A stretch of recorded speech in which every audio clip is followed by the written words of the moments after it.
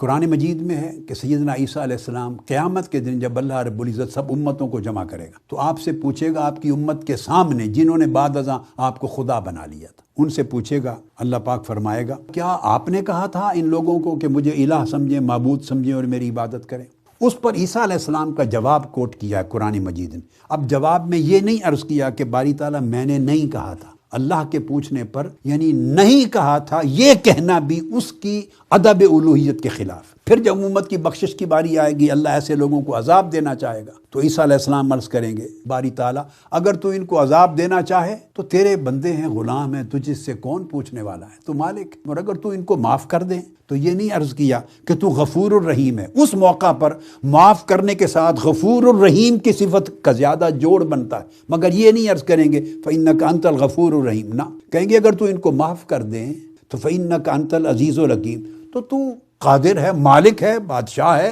حکمت والا، تجھے کون پوچھنے والا؟ یہ اللہ کے ساتھ ہم کلامی کا ادب ہے۔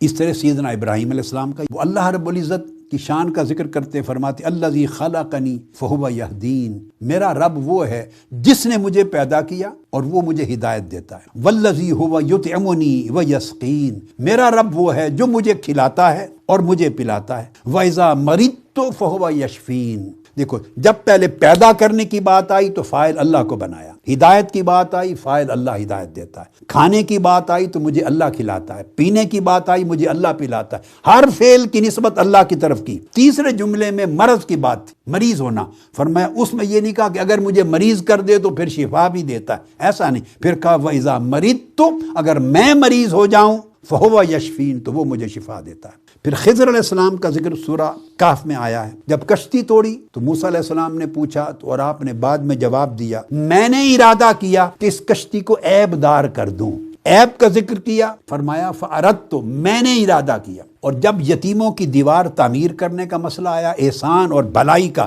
تو وہاں وہی خضر علیہ السلام فرماتے آپ کے رب نے ارادہ کیا کہ ان کی دیوار کھڑی کر دی جائے تاکہ یہ جوان ہونے تک ان کے چھپے ہوئے خزانے کو کوئی چرا نہ سکے جو اس کے مرحوم والدین چھوڑ کے گئے۔ تو جہاں احسان اور بھلائی کا ذکر کیا وہاں کہا فَأَرَادَ رَبُّكَ، آپ کے رب نے یوں چاہا۔ جہاں عیب کا لفظ بولنے لگے ہیں کہا فَأَرَدْتُ أَنْ أَعِيبَ، میں نے ارادہ کیا کہ عیب کروں۔ آدم علیہ السلام اترے ہیں زمین پر اللہ سے معافی مانگنے کے لیے، یہ نہیں عرض کیا کہ باری تعالیٰ معاف فرما دے، نہیں کہا ربنا ظلمنا انفسنا، اے ہمارے رب ہم نے اپنی جانوں پہ ظلم کیا، وَإِن لَمْ تَغْفِرْ لَنَا وَتَرْحَمْنَا، اگر تو نے نہ بخشا اور ہم پہ رحمت نہ کی لَنَكُونَنَّ مِنَ الْخَاسِرِينَ، ہم خسارہ پانے والوں میں ہو جائیں۔ تو اللہ رب العزت زبان نبوت سے ہمیشہ انسانیت کو ادب سکھاتا۔